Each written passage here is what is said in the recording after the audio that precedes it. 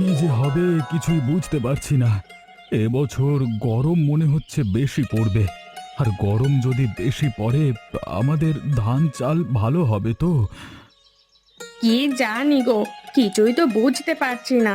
আর যদি গরম বেশি পড়ে, তারপরেও বৃষ্টি হবে বেশি। আর যদি বৃষ্টি সত্যি সত্যি বেশি হয়, তাহলে গরমে মাঠে সব কিছু জ্বলে যাবে। আর বর্ষায় সব ডুবে যাবে। যত কপাল খারাপ আমাদেরই। না গো, আমি একটা কথা ভাবছিলাম। কি কথা? আমরা যদি চাষের পাশাপাশি আর কিছু করতে পারি। আর কি করবে? আমরা তো চাষ ছাড়া আর কিছু জানি না।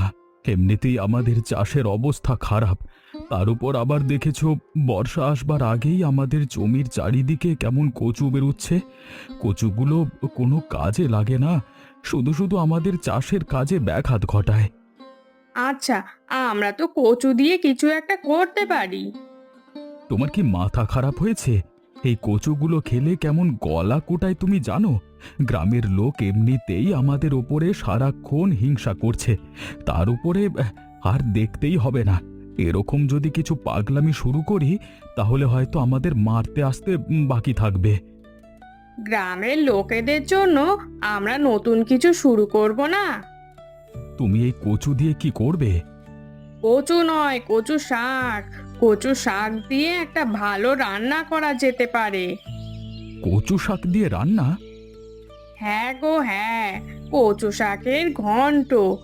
আচ্ছা, আমি তোমাকে করে খাওয়াবো। একটুখানি যদি নারকেল কোড়া পাওয়া যায়, তাহলে তুমিও হাত একেবারে চেটে পুটে খাবে।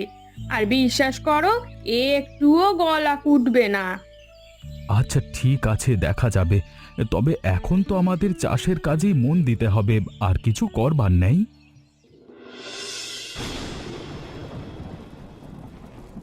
কি গো, বাইরে তো সকালেই এত রোদ ছিল।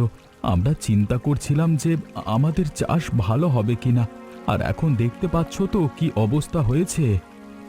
সত্যি, আমি সকালে বলেছিলাম যে যদি বর্ষাকালে এবছরে ভারী বৃষ্টি হয়, তবে সব কিছু ডুবে যাবে। কিন্তু এত তাড়াতাড়ি যে এরকম ভয়ানক বৃষ্টি শুরু হবে, তা তো ভাবতেই পারিনি গো। ওই দেখো, জল ঢোকা শুরু করেছে গো দরজা দিয়ে।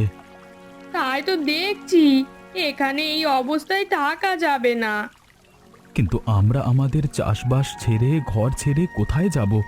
আর তো কোথাও যাবার জায়গা নেই। গ্রামের সব লোকেরই এই অবস্থা হবে। এবারে তো মনে হচ্ছে কিছু খেতে পাবো না, সবার চাষ নষ্ট হয়ে যাবে। তুমি চিন্তা করো না, আমার মাথায় একটা বুদ্ধি আছে। কি বুদ্ধি? কাল সকালের মধ্যে যদি বৃষ্টি না থামে, তাহলে চলো বাপের বাড়ি চলে যাই। কি বলছো কি তুমি? সেই যে বিয়ে হয়েছিল আমাদের 5 বছর আগে, তারপর থেকে তো আমরা একবারও যাইনি শ্বশুর বাড়ি। সেই জন্যই তো বলছি, বাবা এতবার বলছেন যে ওদের ওখানে যেতে, কিন্তু আমরা তো একটা বারও যাইনি। আর তাছাড়া বাবার ওই গ্রামে চাষি হিসেবে একটা নাম আছে। হয়তো আমরা নতুন কিছু শিখতে পারবো। নতুন কোনো রাস্তা খুলে যাবে আমাদের জন্য। বলছো তুমি? হ্যাঁ গো। ওগো, আজকের রাতটা কাটবে তো? আমার তো খুব ভয় করছে। মাথার উপর ভেঙে পড়বে না তো? আজকে রাতে আর ঘুমালে হবে না। চলো, দুজনে মিলে এরকম ভাবেই জেগে বসে থাকি। না হলে রাতে যে কখন কি হয়ে যাবে বোঝা যায় না। আমি আর পারছি না। আমার খুব ভয় করছে। দেখো, দেখো ওদিকটাই কেমন ভেঙে পড়েছে। এবার তো সব কিছু ভেঙে পড়বে। চলো, চলো এখনই পালিয়ে যাই। কিন্তু এইভাবে তো পালাতে পারবো না। বাইরে যদি যাই তাহলে এই তুমুল বৃষ্টি আর জলের মধ্যে ডুবে যাব। তার থেকে বরং আমি এই ভেঙে পড়া কাঠ আর বাঁশগুলো এক জায়গায় করে একটা ভেলা জাতীয় কিছু তৈরি করবার ব্যবস্থা করি। তাতে করেই ভেসে ভেসে আমরা নয় শ্বশুরবাড়ি যাব। হ্যাঁ, তাড়াতাড়ি চলো, তাই করা যাক। বাবা, ও বাবা, তুমি কোথায়? দেখো, আমরা এসেছি। এত বছর পর তোমার কাছে বিপদে পড়ে এসেছি।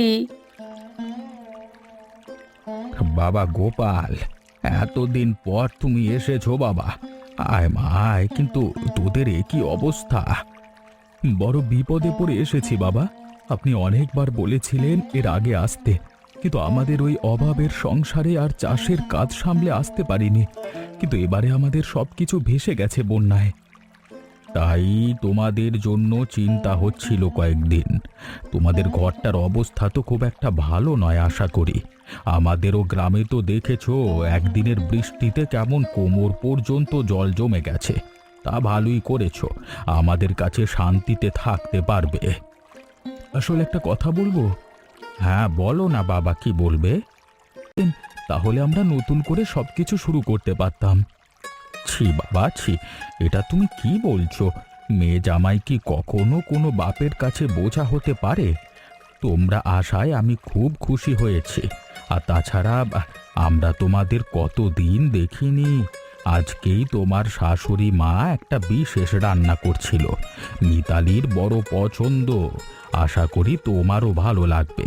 এসো বাবা, তোমরা ভেতরে এসে আগে হাত মুখ ধুয়ে একটু বিশ্রাম করো। দেখো বাবা, এই জিনিস তো তোমাদের গ্রামে খাওয়ার রেওয়াজ নেই, তবে আমাদের গ্রামেও আগে খাবার রেওয়াজ ছিল না। কিন্তু গতবারের বৃষ্টিতে আমাদের সব কিছু ডুবে যাওয়ার পর তোমার শাশুড়ি মা এই বিশেষ রান্নাটি করে গ্রামের সবাইকে খাইয়েছিল অনেক দিন। তারপর থেকে এখন সবাই এই রান্নার সুনাম করে। অবশ্য ছোটবেলা থেকে মিতালি খুব ভালোবাসে এটা খেতে। নাও বাবা, খেয়ে নাও। দেখো কেমন লাগে তোমার। গরম গরম চাষের চালের ভাতের সাথে খেতে খুব ভালো লাগে। চাষের চাল বললেই শুধু মনে পড়ে যায় এক রাতের বৃষ্টিতে কেমন আমাদের জমানো সব চাল ভেসে গেল। সত্যি এখনো বিশ্বাস করতে পারছি না। হ্যাঁ, তোমাদের ওদিকে তো বৃষ্টিটা এরকম হয় না, কিন্তু আমাদের এদিকে তো প্রতি বছরই প্রায় বর্ষা হয়। তবে এদিকে আমাদের ওদিকের তুলনায় কম বৃষ্টি হচ্ছে। ওদিকের মানুষগুলোর কি হচ্ছে কে জানে। আরে এটাই কি কচু শাক রান্না নাকি? মিতালি অবশ্য বলছিল এটার কথা সেদিন দুপুরে। আমি তো কোনোদিন এমন সুন্দর রান্না খাইনি। তাহলে দেখেছো তো, এমন রান্না কিন্তু তুমি অন্য কোথাও পাবে না। আসলে মিতালি আমাকে বলেছিল যে আমাদের যদি এই বছর চাষ খারাপ হয় তাহলে ও আমাদের চারপাশে যে কচু বন হয় সেগুলোকে এক জায়গায় করে তুলে রান্না করে খাওয়াবে। তাহলে তো সমাধান হয়েই গেল। এখন দেখেছো তো কেমন স্বাদ হয়। খুব সুন্দর খুব সুন্দর, আমার তো মন ভরে গেছে। বেটা, তুই কি ভেবেছিলিস ওই গ্রাম থেকে পালিয়ে এসে এখানে আনন্দ করে শ্বশুর বাড়ি বসে ভুরি ভোজ খাবি? হ্যাঁ, আমার নাম নিতাই। তোরা জানিস না যে আমি তোদের কি করতে পারি। তোদের পেছন পেছন যে আমিও এখানে এসে হাজির হয়েছি সেটা তোরা বুঝতে পারিসনি, তবে বুঝিয়ে দেব খুব তাড়াতাড়ি তোদেরকে। এই আনন্দ করে কচু শাক খাওয়া আমি বার করব। এই খাবার তোদের পেটে হজম হবে না, আমি সেই ব্যবস্থা করে তবে ছাড়বো। হ্যাঁ, তোমরা তোমরা তো এই গ্রামে ভালোই আছো। তোমাদের পকেটেও পয়সা নেই, পেটেও খাবার নেই, আর মাথাতেও বুদ্ধি নেই। আছো কি করে বেঁচে তোমরা? অবশ্য এইভাবে আছো বলেই বাইরের গ্রাম থেকে একজন এসে তোমাদের মাথা মুড়িয়ে ঘোল ঢালতে পারছে। কি বলছিস কি তুই নিতাই? ছিলিস তো ভালো নিজের গ্রামে, হঠাৎ আবার এখানে এসে জুটেছিস কেন? আমি কেন এসে জুটেছি সেটা কৈফিয়ত না নিয়ে গোপাল কেন এসেছে এত বছর পরে শ্বশুর বাড়িতে উঠেছে তার খবর রেখেছো তোমরা? কেন, সবাই জানে যে তোদের গ্রামে বন্যা হয়ে সব ডুবে গেছে, ওদের বাড়ি ভেঙে গেছে, তাই শ্বশুর বাড়িতে এসেছে। এর মধ্যে খারাপটা কি দেখেছিস তুই? খারাপ তো তোমাদের কিছু চোখে পড়ে না, কিন্তু এতদিন যে ধান চাল বিক্রি করে মোটা টাকা জমিয়ে লুকিয়ে রেখেছিল সেই সব নিয়েই তো এসে উঠেছে ওই বুড়ো বাড়িতে, মানে বুড়োর বাড়িতে। শোনো, তোমরা বোঝো না, কিন্তু আমি জানি এই সব হচ্ছে ওদের একটা চালবাজি, ঠিক আছে? এখন ওদের মধ্যে পরিকল্পনা চলছে, দুদিন পর দেখবে এই গ্রামের মধ্যে সব থেকে বড় লোক হয়ে বসে আছে, তখন তোমরা আঙুল কামড়াবে। কি বলছিস কি তুই? চাষ করে কেউ অত পয়সা রোজগার করতে পারে? আর তাছাড়া হরিপদবাবু খুব ভালো মানুষ। ভালো মানুষ না ছাই, আর চাষ করে টাকা কামিয়েছে কি অন্য রাস্তা আছে সেটা কি তুমি দেখতে গেছো? আর তোমরা ভেবো না আমিও এখানে এমনি এমনি এসেছি, তোমাদের সতর্ক করতে এসেছি। এখন তোমরা সতর্ক হলে ভালো, না হলে নিজেরা বোঝো। যেমন তোমরা ভিখিরি হয়ে এতকাল থেকেছো, ভবিষ্যতেও তাই থাকবে যত সব। না না, এ কথা তো ভালো নয়। ওদের ওপরে লক্ষ্য রাখতে হবে। শোনো ভাই, যত যাই হোক হরিপদবাবু বিচক্ষণ মানুষ। আমাদের গ্রামে ওর মতো চাষি একজনও নেই। তাই আমরা এখনই কিছু করব না, লক্ষ্য রাখবো যে ওরা কি করছে। তারপর নয় একটা বিচার সভার আয়োজন করা যাবে।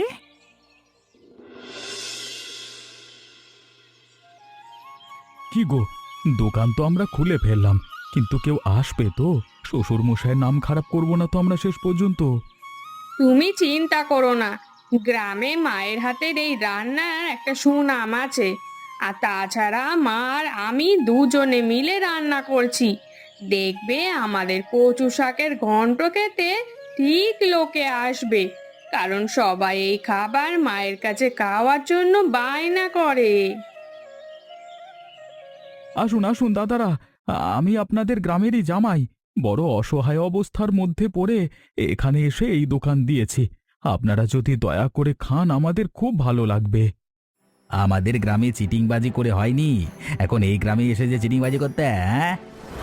আরে নিতাই, তুই এখানে কি করছিস? কেন তোমরা আসতে পারো আর আমি আসতে পারি না? আজকে এই গ্রামে তোমাদের নিয়ে কথা হচ্ছিল। এই খাবার কেউ খাবে না, এই তুলে দাও, তুলে দাও তোমরা। সে কি, খাবার তুলে দেব কেন?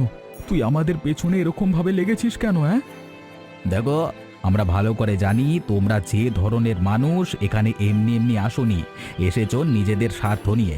তাই আমি কিছু করিনি। এই চারিদিকে তাকিয়ে দেখতে পাচ্ছ তো, এই লোকজন এখানে এসেছে তোমাদের দোকান বন্ধ করে দিতে। আজকেই তোমাদের দোকানের শুরু, আর আজকেই যেন শেষ দিন হয়, কথাটা মনে রেখো। চললাম বস, এই চলেছো তোমরা। সোমা, অনেকদিন তো আমরা এইভাবে দেখাশোনা করছি লুকিয়ে চুরিয়ে, কিন্তু এভাবে আর কতদিন করব? আমি ভাবছি এবারে বাবাকে বিয়ের কথা বলবো। হ্যাঁ, কি হলো, তুমি কথা বলছো না কেন? এরকম মুখ করে রেখেছো কেন? হ্যাঁ, তো কি করব শুনি? তুমি কোন ইচ্ছায় আমাকে ভালোবাসার কথা বলো? শুধু টাকা থাকলেই তো আর বিয়ে করে আমাকে খুশি রাখতে পারবে না। তার মানে? তুমি মানুষের ভালো থাকার গুরুত্ব বোঝো?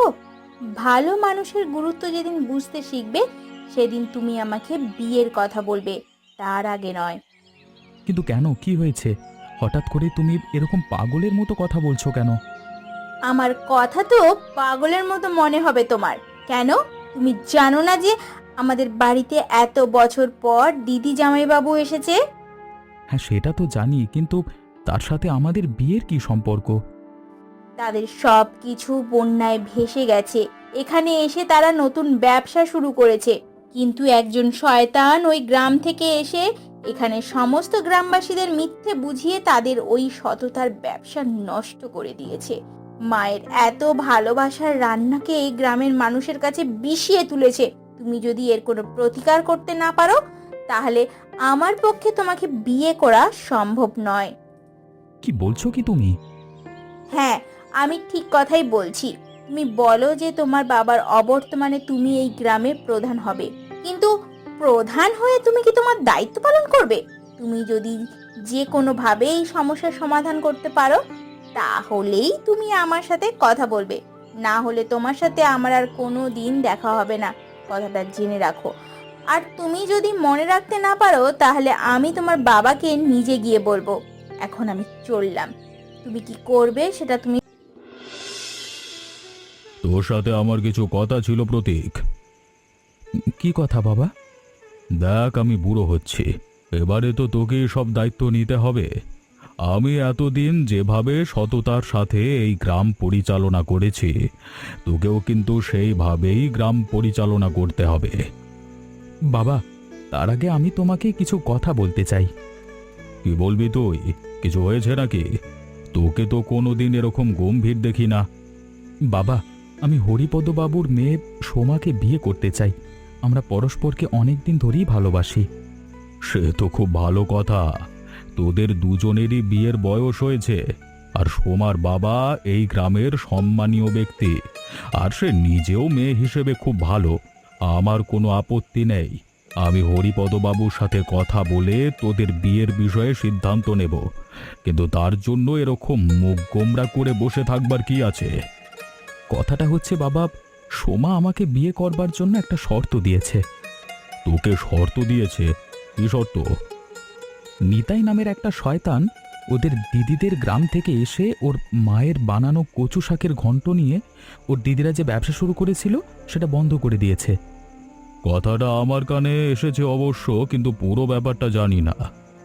আসলে ওর দিদিদের সবকিছু ভেসে গেছে, আর ওই নিতাইটা হচ্ছে 1 নম্বরের গুজববাজ লোক। ওর কথায় বিশ্বাস করে আমাদের গ্রামের লোকেরা এখন ওদেরকে অপমান করছে। তাই ও বলেছে আমরা যদি নিতাইকে শাস্তি দিয়ে উচিত বিচার করতে না পারি তাহলে আমাকে বিয়ে করবে না। বুদ্ধিমানের মতো কথাই বলেছে সোমা, কিন্তু এখন ওর দিদিরা কি চায় সেটা বলো। ওরা ভয় পায়নি নিতাইয়ের হুমকিতে, ওরা আবার দোকান দেবে কালকে, কিন্তু আমাদের গ্রামের লোকজন যেভাবে ভরকে আছে তাতে ওদের দোকানের যদি কোনো ক্ষতি করে দেয় তাহলে তো আমাদের সম্পর্কটাই ভেঙে যাবে সারা জীবনের জন্য। আমি কোনো দিন মুখ দেখাতে পারবো না বাবা। ঠিক আছে, তুই কোনো চিন্তা করিস না, আমি পুরো ব্যাপারটা দেখছি। কি হলো, তোমাদের লজ্জা নেই? আবার দোকান দিয়েছো? হ্যাঁ, নিজেদের গ্রামে অত পয়সা রোজগার করে এখন ধান্দা বুঝে নিজের গ্রামের মানুষের পাশে না দাঁড়িয়ে সেই টাকা শ্বশুরের হাতে তুলে দিয়ে বদলে নতুন ব্যবসা খোলা হয়েছে আমাদের গ্রামের মানুষদেরকে উজবুক বানানোর জন্য। কি হ্যাঁ? কি বলছিস কি তুই নিতাই? তুই ভালো করেই জানিস যে আমরা আমাদের গ্রামে কত অসহায় অবস্থার মধ্যে ছিলাম। আমাদের চাষ ভালো না হলে আমি কতবার গ্রামের লোকেদের কাছে সাহায্য চাইতে গেছি, কিন্তু কেউ সাহায্য করেনি। আর তাছাড়া আমাদের এখানে চলে আসা ছাড়া কোনো উপায় ছিল না, কারণ সবার ঘর ভেসে গেলেও আমাদের ঘর একেবারে ভেঙে ধূলিসাৎ হয়ে গিয়েছিল। থাক, তোমাকে কাঁদনি গাইতে হবে না। তোমরা শোনো, আমি এই লোকটাকে খুব ভালো করে চিনি। 1 নম্বরের স্বার্থবাজ লোক।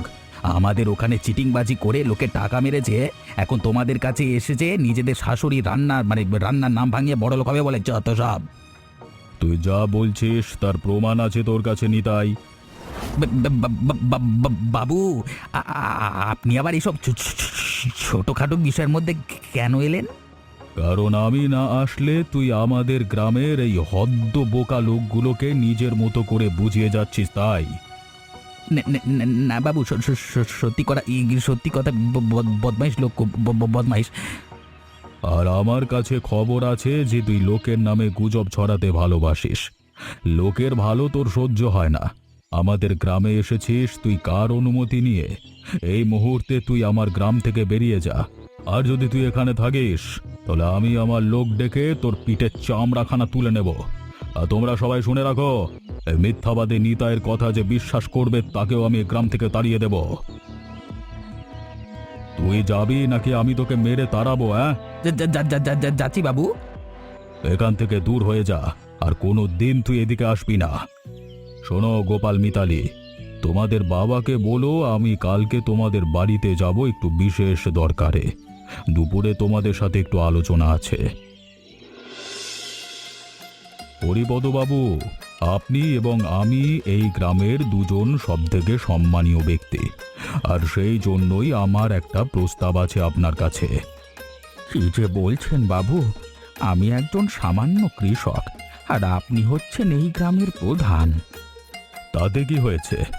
এমন সুন্দর কচু শাকের ঘন্ট খেতে খেতে সামাজিক অবস্থান আর মনে থাকে না, আর মনে রাখতেও হবে না সেসব কথা। কারণ আমার ছেলে এবং আপনার ছোট মেয়ে পরস্পরকে ভালোবাসে, তাই আমি আপনার কাছে তাদের বিবাহের কথা বলতে এসেছি।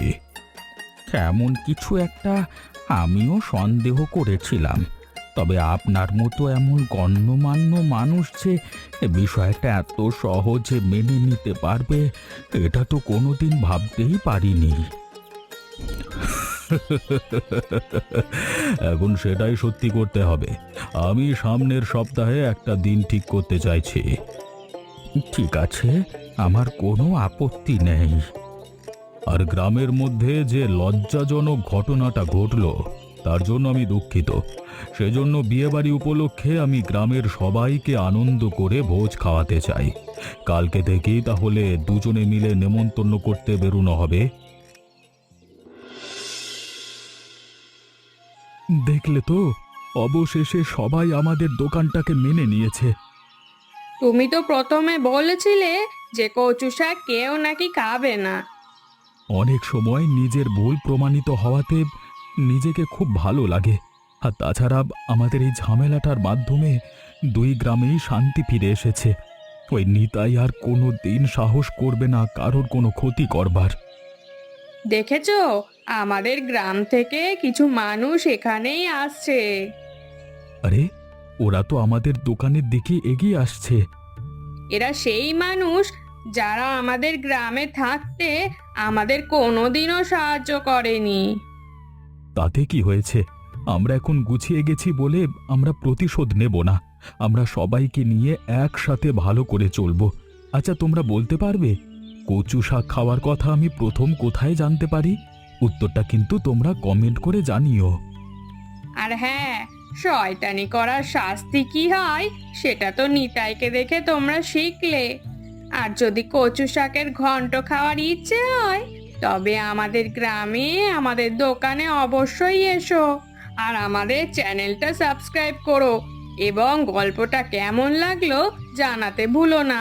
দেখা হবে পরের গল্পে।